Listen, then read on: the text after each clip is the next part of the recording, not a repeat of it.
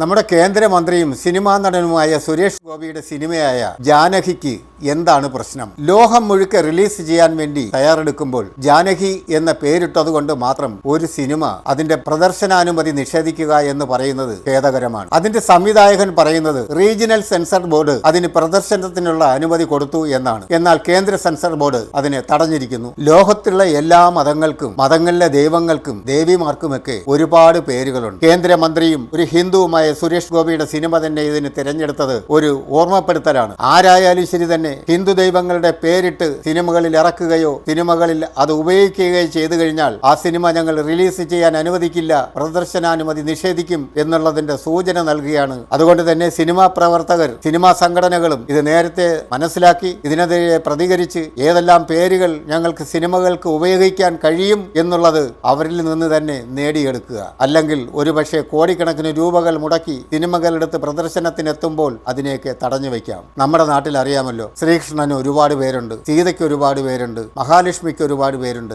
ഇങ്ങനെയൊക്കെ നോക്കിക്കഴിഞ്ഞാൽ ഇതിൽ ഏതെങ്കിലും ഒരു പേരിട്ട് നമുക്ക് സിനിമ ഇറക്കാൻ കഴിയുമോ? ആരെങ്കിലും ഇങ്ങനെ എതിർപ്പുകൾ പ്രകടിപ്പിച്ചു കഴിഞ്ഞാൽ മലയാള സിനിമയ്ക്ക് ഇനി എങ്ങനെയാണ് പേരിടുക? ഇനി പേരിടാൻ കഴിയുന്നത് 1, 2, 3 എന്നുള്ള അക്കങ്ങളായിരിക്കും, അല്ലാതെ മറ്റൊരു പേരും ഉപയോഗിക്കാൻ കഴിയില്ല. ഏത് പേര് ഉപയോഗിച്ചാലും ആ പേരിൽ ഒരു ദൈവം ഉണ്ടായിരിക്കും. ഇത് അപകടകരമായ ഒരു പോക്കല്ലേ?